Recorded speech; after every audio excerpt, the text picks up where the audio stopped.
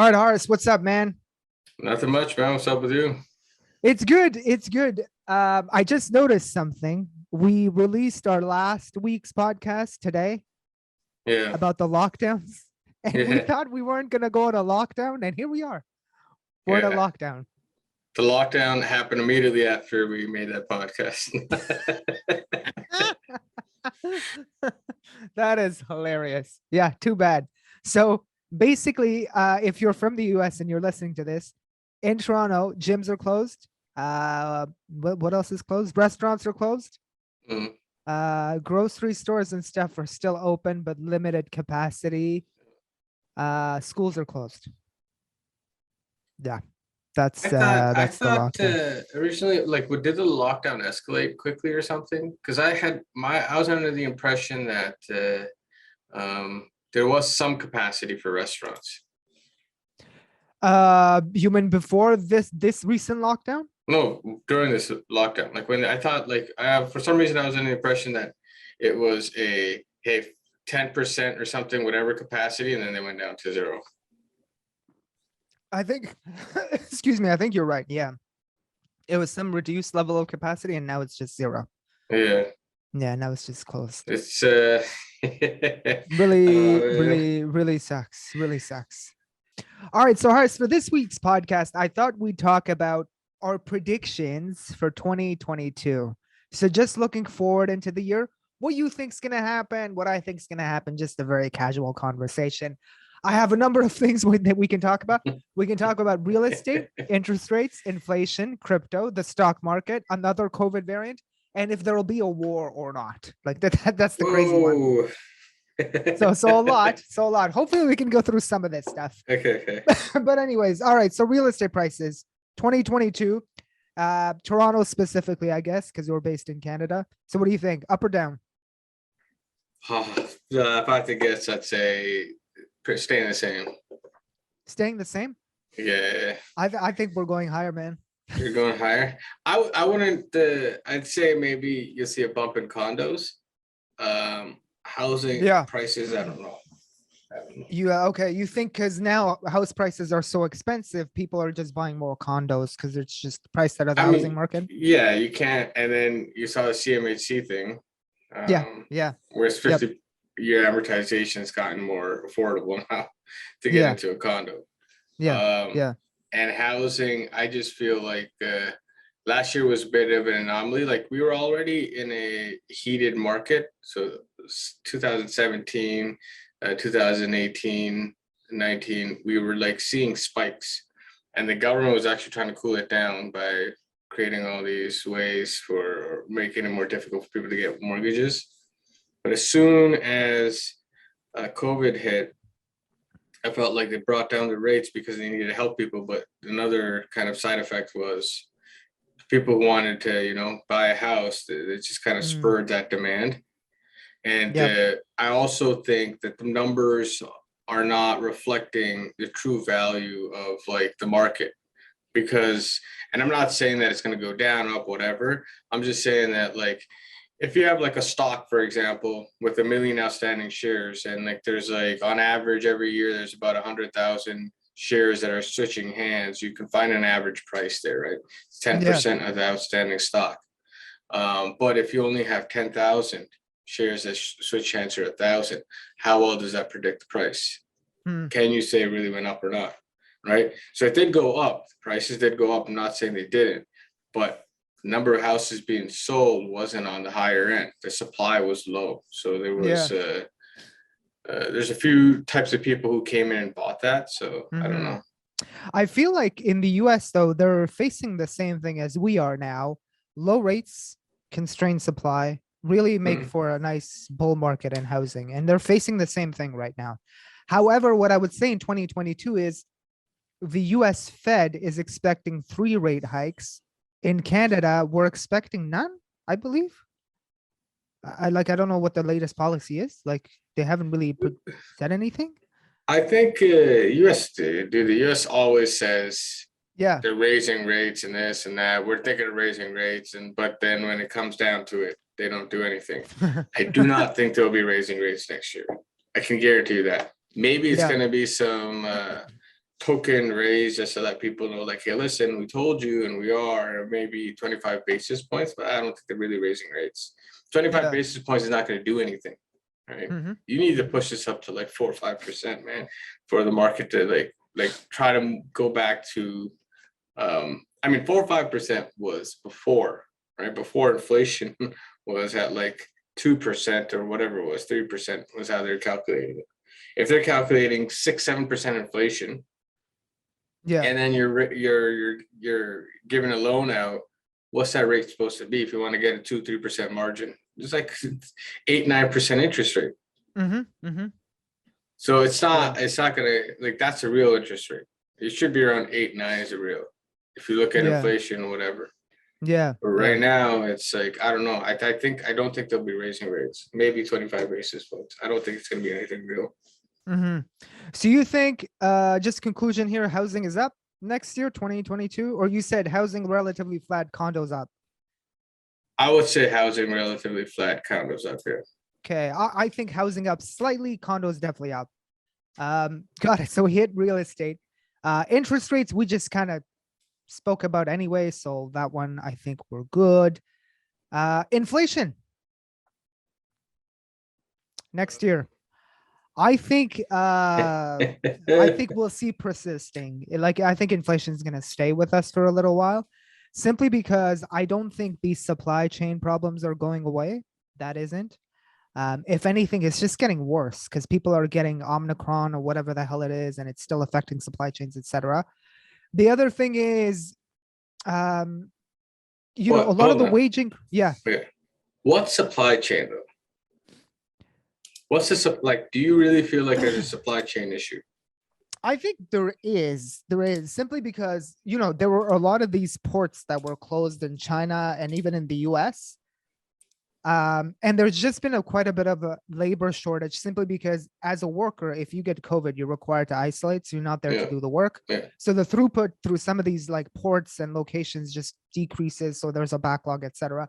I think there is that, but I don't think like that's the primary reason why we're having inflation. I think underneath this all is like a wage story as well. Like you've seen in the US, Yeah. record job openings, and that tends to be in the lower end of jobs as well. Because of that, companies like McDonald's, Walmart, etc., have been forced to raise wages. I don't know if you know, but Amazon right now pays $20, like almost over $20 to their workers, Yeah. right? I mean, I think in the States they call it the Great Resignation. Yes, that Everybody's too. Yeah, resigning. correct, because people are leaving. And that's still playing out, by the way. I think the Yeah. quit rate in November was the highest it's been in the US for in a long while. So that's still playing out. Companies are paying more to their workers. They still can't fill those job openings. So yeah, man, I think this inflation we're seeing is really coming from higher wages, which we had this discussion on our podcast before. Once you increase someone's wage, you can't just tell them, "Oh yeah, can you please like take a lower wage now because we're in like supply demand balance." You can't. Yeah. Once you've increased a worker's wage, it tends to stay that way. Well, I mean, it can't go down either, because as prices of everything is going up, your workers need more to survive. Correct. But my thing is I was looking at this number. Yeah. I think last year everybody's talking about chip shortages and all that stuff, right? And they like, for example, and there's not enough vehicles being produced, and prices of everything's going up. Yeah. Toyota sold 20% more vehicles last year or the year before. Yes. How is Toyota. that a shortage? Yeah. Toyota. So I was reading about this. Apparently Toyota was really well positioned just in terms of chips and supply they needed to manufacture their cars. But excuse me. Sorry. And apparently I was reading the CEO of Toyota USA. He was saying they expect their position as number one to be temporary once the other guys catch up. So I really do think that this, in some aspects of this, yes, it is supply related because it's always nuanced. Inflation is never just one thing. But I do think the wage portion of like the inflation thing is very real, and that's going to go up for people and stay up. I don't know if you've been to the grocery store, but geez, man, I was speaking Yeah, to like my yeah. parents about their grocery bill, and they were complaining as to how high it Mm, is. uh, So it's a real issue. no, yeah, I would say um I am not 100% convinced a lot of this is supply side, Yeah. where there's supply shortages. I think it's a convenient explanation. Okay. Hmm. It's better to say that than say, hey, we've printed so much freaking money that Yeah. the price of everything is going up. Yeah. Yeah. That's kind of my perspective. And I you wouldn't be wrong. I think that's definitely a factor. You know, my brother and I were having this conversation a couple of days ago, and we were talking about how now the expectation for everybody, as soon as you make a mistake, you're expected to be bailed out. There is like a moral mm, hazard. yeah, Yeah. yeah, Like nobody's allowed to go bankrupt. Every going out of business, going bankrupt is not right. It's not yeah, that shouldn't be allowed to happen. Before that used to be like a nice flushing out of the economy, yeah, right? The yeah, weak could yeah, just like go out of business. It's how it is. Yes, it sucks, but people find new jobs. They rotate into new industries, etc. Now the predominant view is nobody goes bankrupt. No matter how shit your company is, nope, you don't go bankrupt. You get yeah. bailed out. I think it's also like it put a kind of an upper limit to the amount of risk people could take, Yeah. right?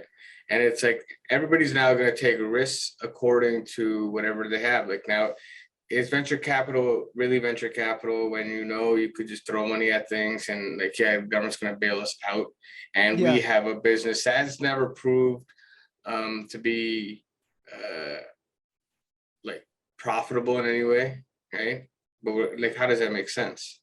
But the Correct. thing I is, agree. so you're moving towards a like a like what's his name? Zuckerberg came out with like metaverse and stuff. We're already in an artificial freaking fake economy, man. We're already like we don't have to put on no goggles or whatever his Oculus thing is to go into the metaverse. We're in an area where people are trying to. Okay, again, they're trying to defy Yeah. nature. They're trying to defy all these other things so that they can even out the graph. What this is all like the financial projections. You know, everything's even. Everything grows by 3%. You know, everybody Correct. has those graphs and I want to stick to those graphs, right? In reality, dude, like there's famine and there's feast, right? There's like times even if you look at agriculture, where you're gonna go through times where there's no crops, you're going through a drought, right? And you have to Hmm. kind of be more I guess restrained, and then there's times where there's good and there's a lot of growth and all that stuff. Same thing with businesses. That's why there was a cycle. Now we're trying to get out of that cycle. Yeah. Yeah. Yeah. Yeah. No, no, for sure. For sure. It's kind of nuts. It is kind of nuts. I did want to move on our list because we have a pretty big one to cover. So today I was just looking on the side while you were making your last point here. Just at crypto Saharas, I've become a believer. I've thrown a little more money in this. But this morning, like crypto markets. So here, do you follow this at all? No, Here, no, let no. me send you the link. Now we're doing this over Zoom, so I can send you the link. So check this out. Okay. Coinmarketcap.com. Just click on that link real quick. Look at these charts. Everything today is falling off a cliff. Like, do you see that? Oh, Like, it's hold on. Let me see if I can put it to my viewers. No.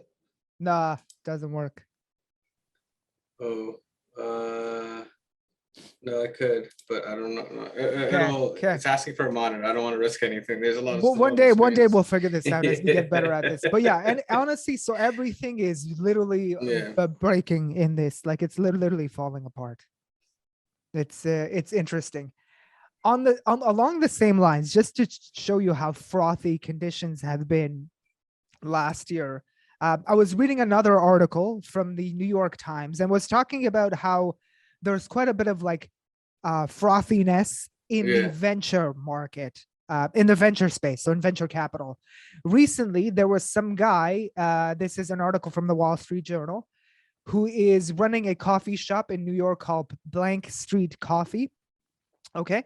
This guy raised 35 million Mm. from VCs. He's 29, Horace, 35 mil. Okay. Another example of this really is, I don't know if you know about Tiger Global, but they're like a VC fund as well. I hear you hear a lot about them. They're like Yeah. very prolific VC. They're very much like the SoftBank type, but a same Mm, sort of methodology. Have a lot of money, spray VC money everywhere, and then pray that the ones that work out make for the yeah. ones that don't, and then some. So, like for example, Tiger Global in 2020, they made 78 investments, 78 VC investments.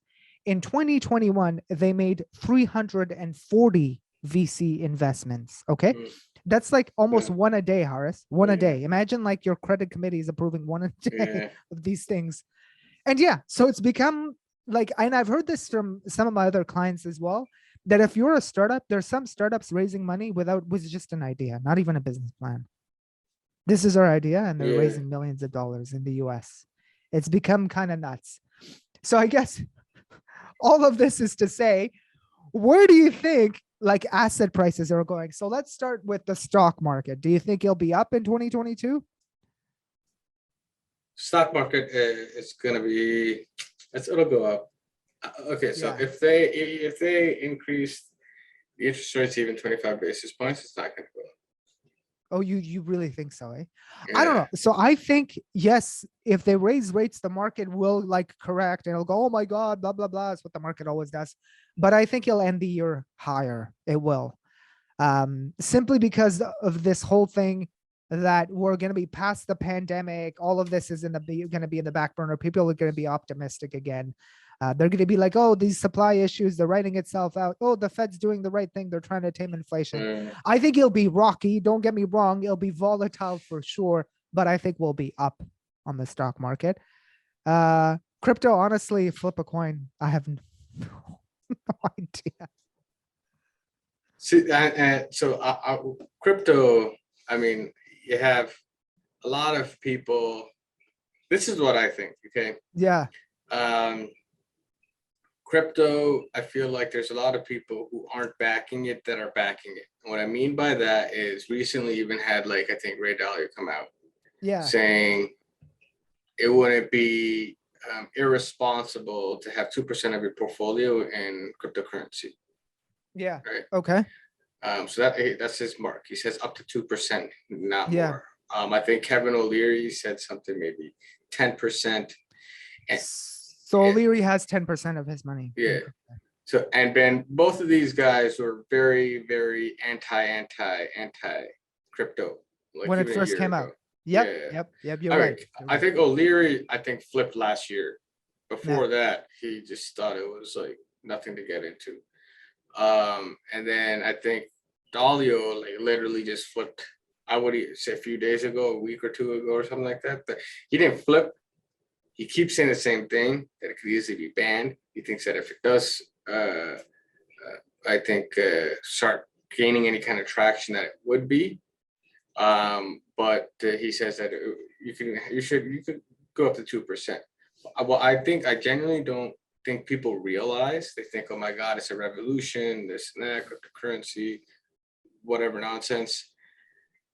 If it was ever to really replace a currency, I mean, right now, one of the biggest issues the United States government's having is that they do not want the US dollar to be dethroned as like the reserve currency, which is why they're, kind of in a little battle with China, because China wants their currency to have more power.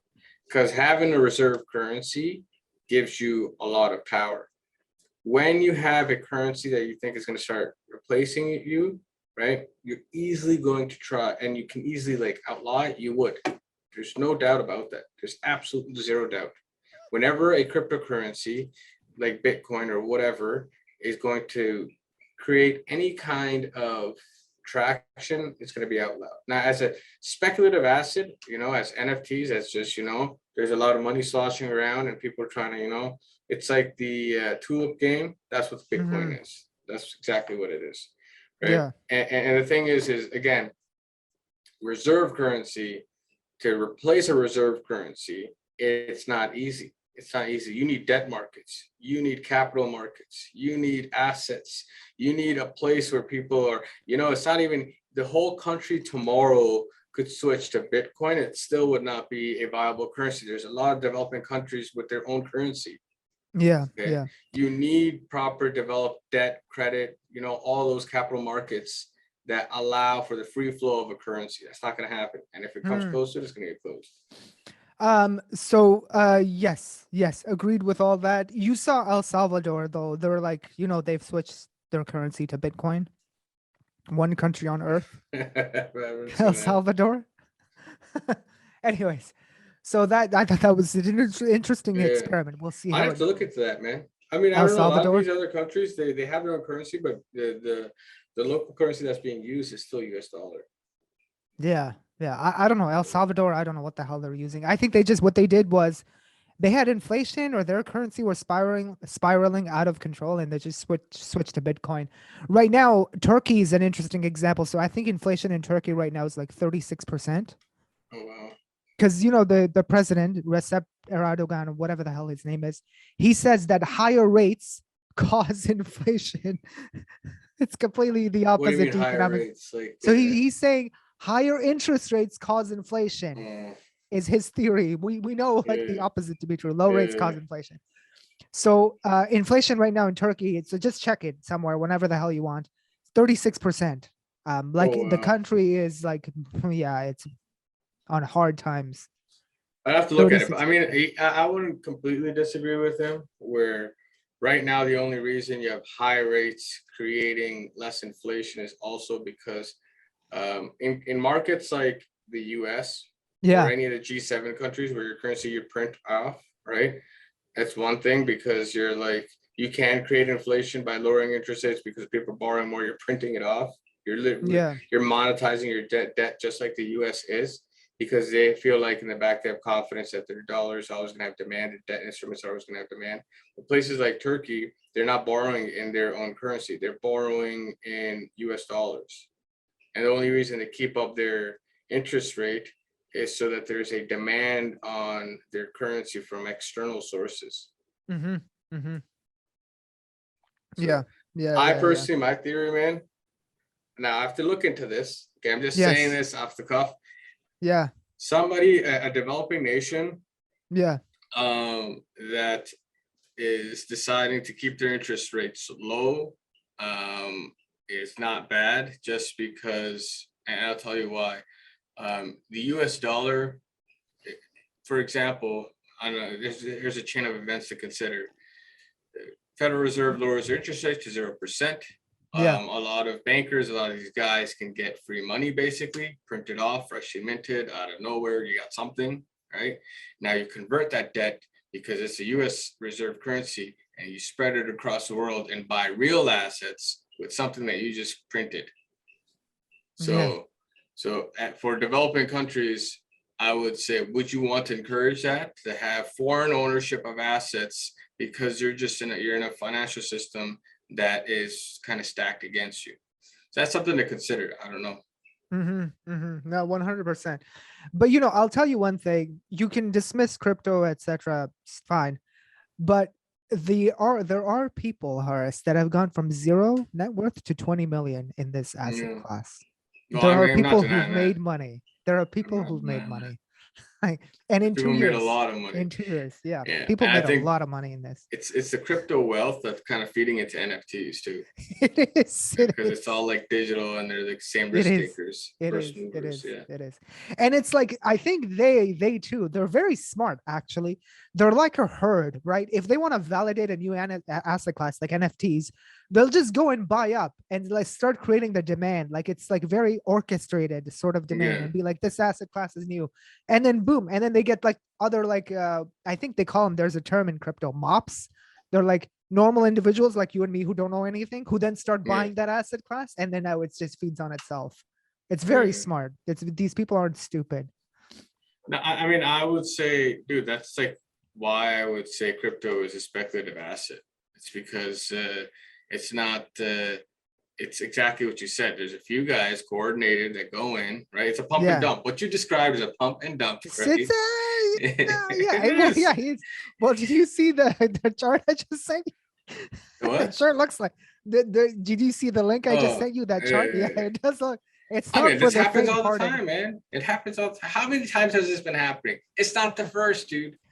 You have like freaking like Elon Musk going, oh yeah, Tesla's going to like accept the crypto and this and that, and then like Bitcoin's the way, blah blah blah, and then oh yeah, I just like happen to have Bitcoin, but I'm just letting you know we've invested 1.5 billion. It just the value skyrockets, right? Yeah. And then he dumps it, and he says, yo, you know what? Yeah, it's like for I mean, you know what it is. The first time he did something stupid, right? Yeah. The what is it? The Federal Trade Commission (FTC) came on him hard, right? And this guy's like, Yeah. like all of a sudden his tone changes when he said he's gonna make Tesla private when it was like 400 whatever. Yeah. That was Yeah. I a couple remember of years this. ague 400 Yeah. Yeah. something dollars. Yeah. Yeah. Since then, Yeah, it's been a great 420. investment. Right. So, and at that time it was lower than 420. It was like in three something, right? 380 or something. I Yeah. don't Yeah. even know. Yeah. Whenever Yeah. this was, but the FTC came down hard on him. So now he knows like these, like, the regulator's gonna come down. How are they gonna know that I'm doing any kind of pump and dump when they say, all right, you know what, I changed my mind Yeah. because I don't believe it's like socially conscious or whatever. It was like environmentally friendly to mine Bitcoin. That was his reason. Oh yes, yes, yes, yes. I do remember this. It was like BS, complete BS. He's like, Yeah. no, I actually like I'm an electric car maker, and no, this is not ethical, whatever it is. I do remember this. It was funny. It was funny. So I'm just looking at my stock portfolio. Just give me 1 second here. Tesla. Where did I get into Tesla? I got into Tesla. Hey, not bad. 700. It's like it's at 1,000. Okay, I'm up Yeah, it's over 50%. Yeah. I got in when he said, when Elon Musk tweeted, Tesla stock price is too high, in my opinion. That's when you got it. Before or after he tweeted it? Around there. See how? Okay. I got a question. How's Yeah. that not a pump and dump, man? But how is it pumping up? It's still going up. Yeah, because he's like, oh, in my opinion, it goes down, right? So if Yeah, it goes but it down, he's went gonna up. buy up, and he knows he can push it up again because it's like, you know what? Like I his don't know. entire every day when he goes on Instagram and on any kind of social media, his Yeah. entire job is to push the On value Twitter, of it's those usually stocks up. Twitter. Yeah, Yeah. it's to bring it up, be like, "Oh, Tesla's doing great," blah, blah, blah. And then all of a sudden he says this, like, Yeah. like it's like I don't know. It's The thing is funny. yeah, you can't. I'm a paranoid man. I don't trust anybody 100%. You know what I mean? Like, there's a few people, obviously, family and friends, but anybody on TV, social media, these business tycoons or whatever, hell no. Yeah. That's funny. All right, so we'll wrap it up with the last two that we have. So do you think we'll have another COVID variant in 2022? Yeah, it seems it's just about certain. I think so too. Hopefully no more lockdowns. I really do hope this is the last one. Yeah. I do think with Omicron though, I hate to say this, but yeah, I think all of us are getting this thing because it's very contagious. Yeah. Yeah, and I think that's how it's going to end. It's going to be like the flu. Everybody gets it, and then kind of it. You're kind of, I guess, immune to it, or you build immunity to it. But I don't think it's that like difficult to have. I think is that the right word? It's not that extreme. Yeah, at From least what I've that's heard. what the studies show. Yeah, that it's not as bad as like Delta, etc. That kind of thing. And last one was going to be, will there be a war? It's a complicated, loaded question. Yeah.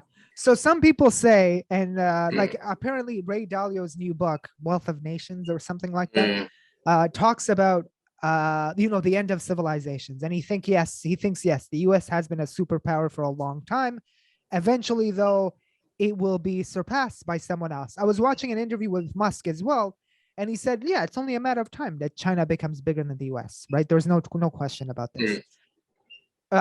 So question for you is, do you think there'll be an international war, or do you think there might be a civil war somewhere? Some people are even saying there could be one in the US because of how extreme the political factions have become in the US. So one thing is the way the US is going, yeah, it is showing that it's a deteriorating empire, right? Like it's coming down. In that, if you look at like printing money is just so classic. When your economy is not robust anymore, right? The Romans used to chip off shave off little parts of their gold coins so that they can stretch the gold coins further and then melt the stuff that they shaved off. Right. So it's not something that's like, I would say, new, right? This is something that more empires have fallen because of this than because of war. So Hmm. that's one thing. And then when stuff like that happens, when the economy is good and everybody's good, then yeah, it's easy to be like, oh, we're united, this and that. When the economy is kind of rough and you're working 80 hours a week, you still can't afford the rent over your head. Forget about all these extra goodies. Forget about Netflix and any of that stuff. Um, you're going to be desperate. And when you become desperate and you have nothing to lose, you're in a situation where, you know what, you're going to go out and it's time to, feed your family. You're going to feed them one way or the other.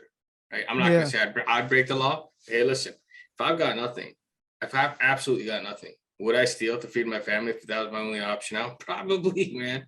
Probably. That's Hmm. not like, I got to survive. Right. And Yeah. I wouldn't even have an ethical dilemma, right, with it. Just because if you're trying, and a lot of people will be like, oh, yo, you should be working and this and that.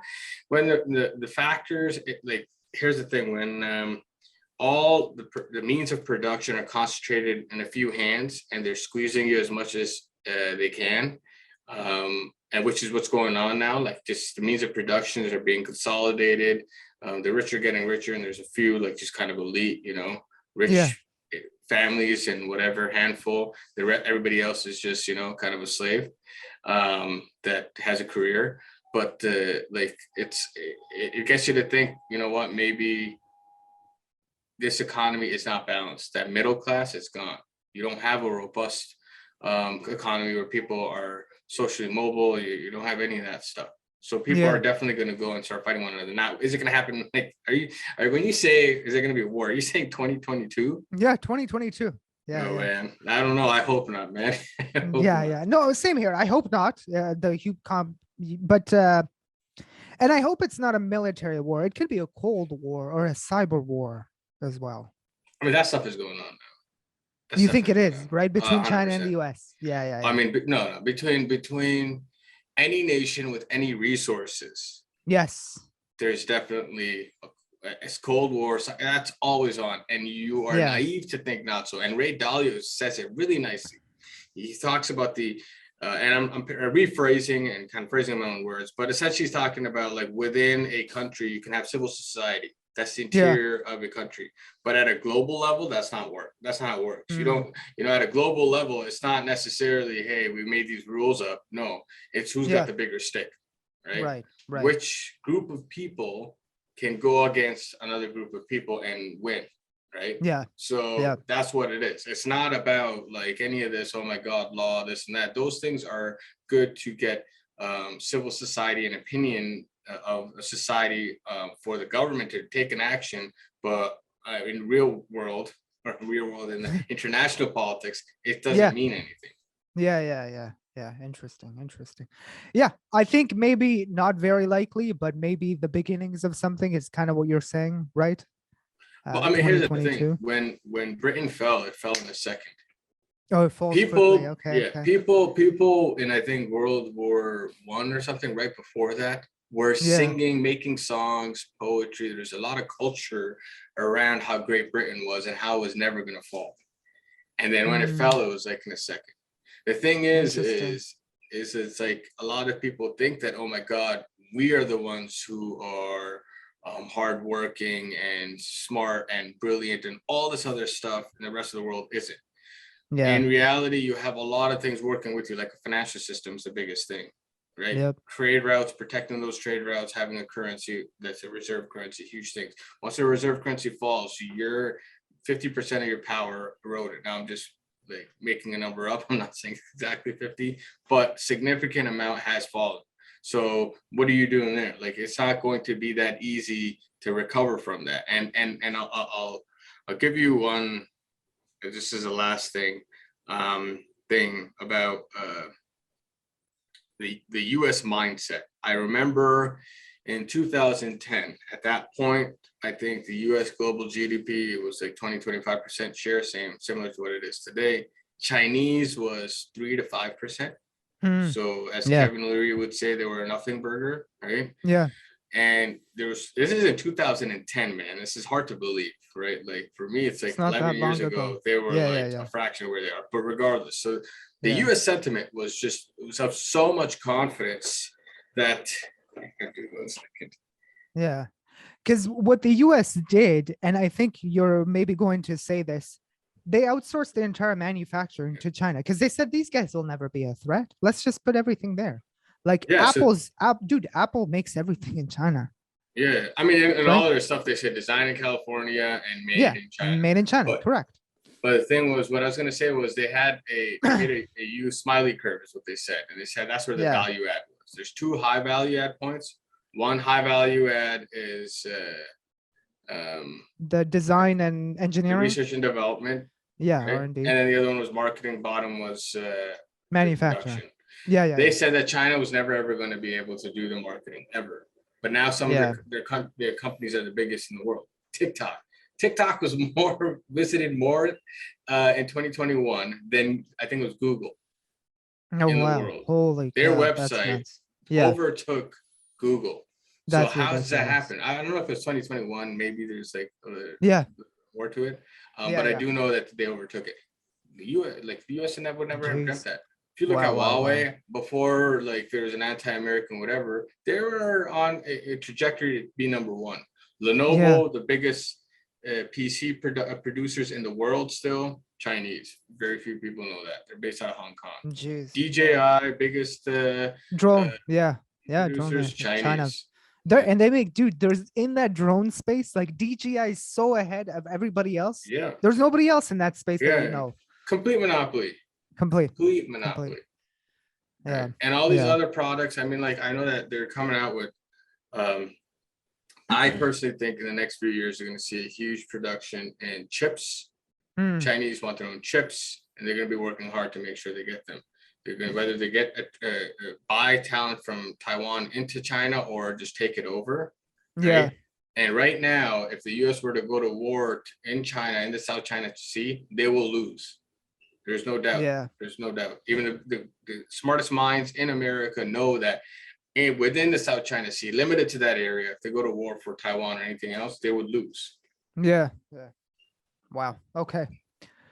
Okay. All right. I think we could continue this discussion for a long time, but we'll leave it there. Anything else you wanted to add, just as closing notes? I think we did. We talked about a lot of gloom and doom, but I would say stick to the positive in 2022. Wherever there's any kind of issues, I guess there's always opportunity. Always opportunity. Yeah. Yeah. Glass half full instead of half empty. Yeah. Just don't close your eyes to what's happening in the world and be like everything's gonna be all right. Just focus in on how where you should position yourself. Correct. Yeah, I like that. What is it skate to where like Wayne Gretzky used to is saying is oh yeah, the yes. puck is now where it's where it's going to be, not where it is. Yes, correct. So. Yeah, that's the quote. All right, so we'll leave it there for this episode. We'll see you guys in the next one. Take care, guys. Take care.